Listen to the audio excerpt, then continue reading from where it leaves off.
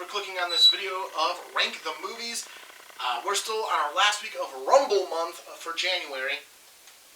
My favorite WWF pay-per-view, because all the ones I'm talking about have been WWF. It's before they dropped. They got the F out. And now we are talking about the 2001 Royal Rumble from the New Orleans Arena in New Orleans, Louisiana. Jim Ross and Jerry Lawler on commentary for this one. If you want to see a much more thorough review, please check out Brian Zane's review over at Wrestling with Regret. I know he's done this one, but I enjoy this Rumble a lot, and I thought it's a good ending for starting with the 1991 Rumble, which is my favorite Rumble. This one might be my second favorite. So it's a good ending point for this video series. But again, if you want to see more thorough, check out Brian Zane's video over at Wrestling with Regret. It is probably going to be much better. The night opens with the Dudley Boys challenging for the World Tag Team titles with Edge and Christian. What's going on in this feud is the Dudley Boys are wrestling with concussions, and they're playing it up. It's kind of tasteless in 2020, but in 2001, that's what happens. It's a good tag match. These are good tag teams, so they have a great tag match. Dudley Boys win the belts, and Edge and Christian are defeated. The good guys win, evil is defeated, and the concussions weren't a factor. Yeah, good storytelling. This one has a really great running thread through it that I have to talk about. You can't talk about the 2001 Rumble without talking to me about Drew Carey. Drew Carey is there to promote a pay-per-view, or learn from Vince McMahon how to promote a pay-per-view, because he has an improv pay-per-view the next week. Again, a lot of people point this out. I'm going to do it anyways because it's worth pointing out. Why is he going to learn how to promote a pay-per-view 1 week before his own?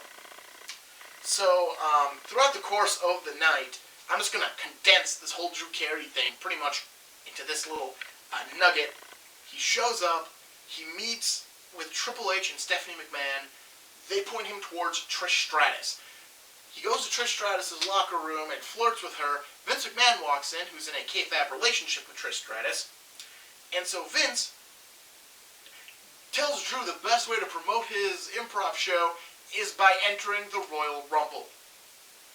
And that's where I'll pause that for right now, and I'll come back after I talk about the next two matches. So our next match is an Intercontinental title ladder match between Chris Jericho and Chris Benoit. I mean, this is a great ladder match. It is a fantastic ladder match.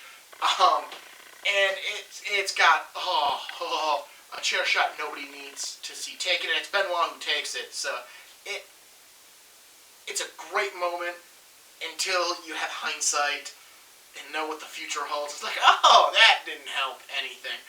Basically, he goes for a dive outside of the ring, and Chris Jericho swats a chair into his head. It's awesome. It's hard to call. I don't want to call it awesome, but it is. It's a great moment.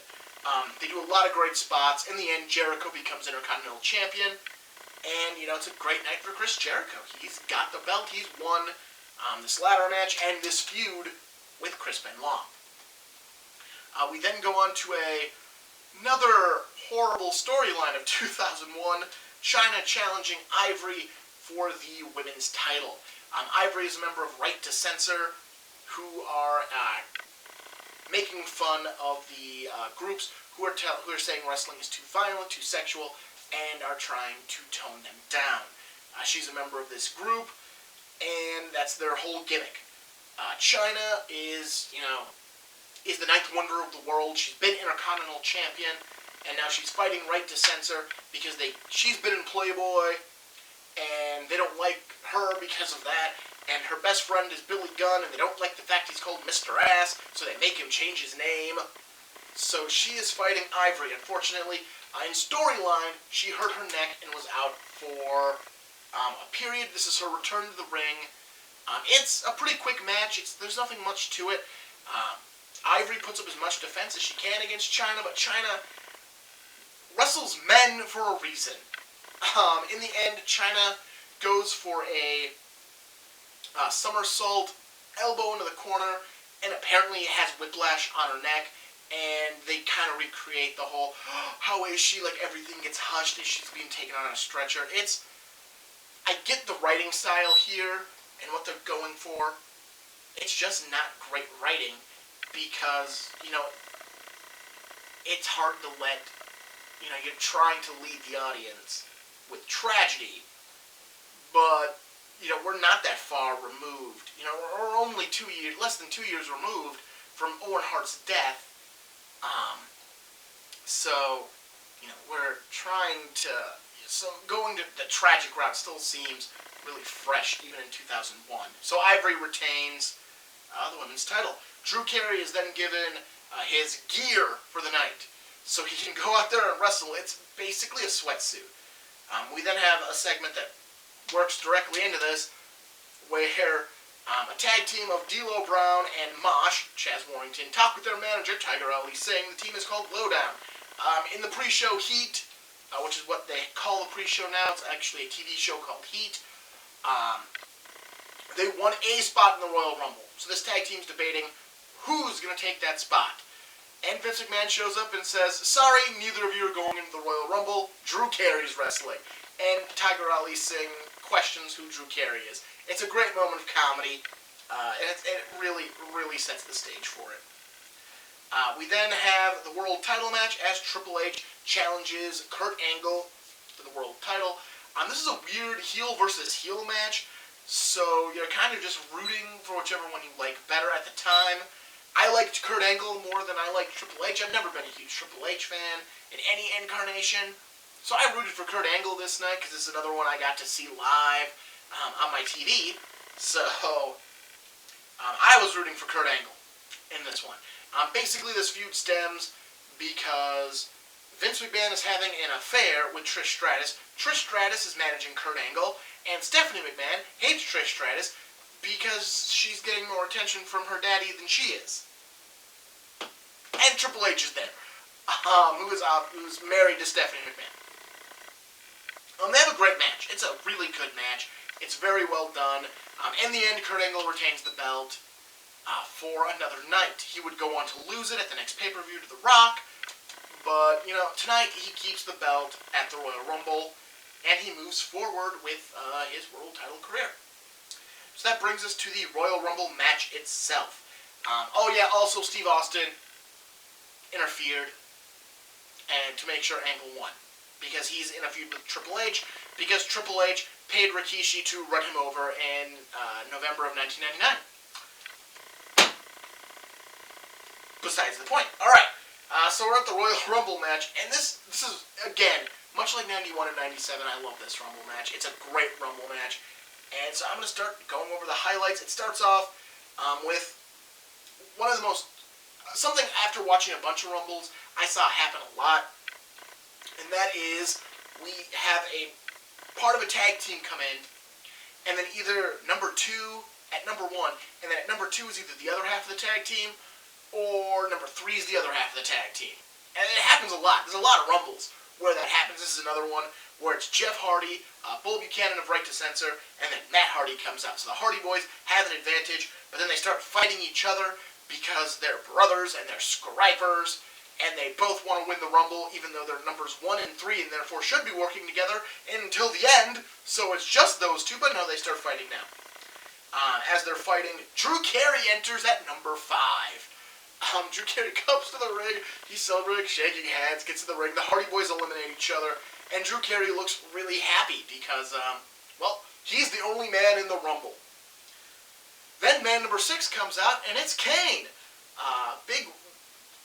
Big guy, fiery entrance, comes out. Kane really milks the time because of what the storyline says. They can't move to the next bit. Drew Carey tries to offer Kane money to not hurt him, and this buys enough time where man number 7, Raven, comes out. He jumps on Kane's back and begins to attack him, and Drew Carey wisely climbs over the top rope and makes a quick beeline for the door, because that is all Drew Carey needed to do. He showed up, he shook hands, he got the hell out of there. This would then turn into the hardcore portion of the Royal Rumble, where a bunch of hardcore wrestlers entered the Rumble, and they brought weapons, and the ring is just littered with weapons as they're fighting each other. And at the end of it, Kane kind of clears out all those guys because our next comedy bit's coming. Yeah, next comedy bit. As the Honky Tonk Man, a wrestler I haven't gotten to talk about, because by 1991, he was out of the company. He's an Elvis impersonator, that's his gimmick. He's also the longest reigning Intercontinental Champion. Honky Tonk Man enters the Royal Rumble, and he's going to play his song. He has a song, it's his entrance theme, and he's going to sing it for the people, because he's got his guitar. And he's hoping he's telling Kane just to sit back and let him do his thing. And Kane ends up taking the guitar, smashing Honky Tonk Man over the head with it, and tosses him out of the ring. The Rock enters at number 13, and we now have a Royal Rumble again. The comedy bits are over, and we now have actual wrestling. A couple more guys enter, nothing of real great note, except if you're a huge R-Truth fan, K-Quick is in this Rumble, which was R-Truth circa 2001. He hangs out there for a little bit until our surprise entrant, the Big Show, shows up. Big Show had come in second or won the 2000 Rumble, depending on if you're a person who goes by what the referee declared or by what the video shows. Back in 2000, Big Show put The Rock on his shoulder at the end of the Rumble, and Rock grabbed onto the top rope, and both men flipped over the top rope. The Rock is called the winner, because that's what the storyline demanded. The story demanded The Rock being called the winner, but the video showed that because of Big Show's pure weight, The Rock's feet actually hit the floor before Big Show tumbles out. So technically Big Show had won the 2000 Rumble, but the history books show that The Rock won it. Big Show did a couple of angles and was eventually sent to Ohio Valley Wrestling to lose weight before he came back here at this Rumble. Big Show enters, he kind of decimates some people, including K-Quick. He then choke slams The Rock through an announce table. After he's eliminated, he choke slams The Rock through an announce table for his vengeance. Rock is still in this match. He is just now laid out on an announce table because they have some more bits planned, and The Rock can't be eliminated yet, but he's not part of these bits. So a couple more. Eventually The Undertaker shows up, and him and Kane are the Brothers of Destruction. So they beat the crap out of the next guy who comes out, Scotty 2 Hotty. That's pretty much his MO at this point in the World Wrestling Federation, is getting his ass kicked in the Rumbles. Steve Austin comes out next. He's immediately jumped by Triple H, and they get into a huge fight as Kane and The Undertaker just kind of stand there. It's a really awkward couple of minutes, and they had a couple of Rumbles at this period of time that had this awkward moment. I watched the 1991 Rumble just a few days ago, or the 1999 Royal Rumble just a few days ago, and it has the same thing. It has a lot of awkward moments where there's only one guy in the ring, or there's nobody in the ring.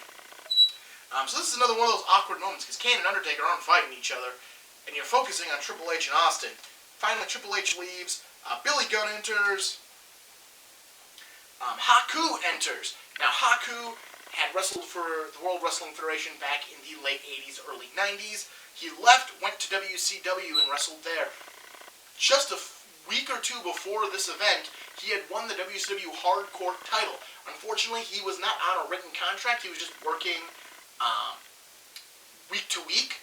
So he was offered a chance to come work for the WWF again. He took that contract and left WCW still a Hardcore champion, and showed up at the Royal Rumble as the surprise 29th entrant. Rikishi ends up coming out at 30, the man who hit Austin. Austin stumbles his way back into the ring, still blood-soaked, and The Rock gets in the ring. So we literally have left in this match The Undertaker, Kane, Stone Cold, Billy Gunn, Haku, Rikishi, and The Rock. Undertaker gets eliminated, Billy Gunn gets eliminated, Haku gets eliminated, Rikishi gets eliminated. We're down to Austin, Rock, and Kane, and one of these men is going to WrestleMania. And Kane's just been dominant this entire Rumble. The Rock eventually gets eliminated as well, so we're just down to Austin and Kane. Austin is covered in blood from his fight with Triple H on the outside. He is wearing a crimson mask. He looks like he's been through hell. Finally, Austin is able to eliminate Kane, and Austin wins his third Royal Rumble in his career, which is standing the most Rumbles anyone has ever won.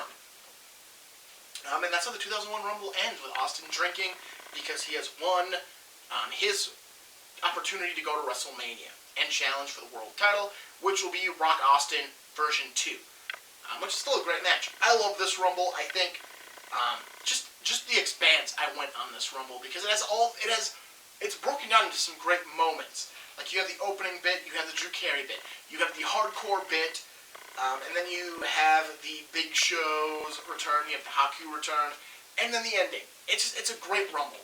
It is one, I think, it has the weird storyline stuff in the China and Dudley Boyce areas, but it still holds up very well to this day, and it's still very much worth the watch. Alright, so that's it. I'm done talking about World Wrestling Federation pay-per-views for a while. Next week, we start February, and I will move back to talking about movies.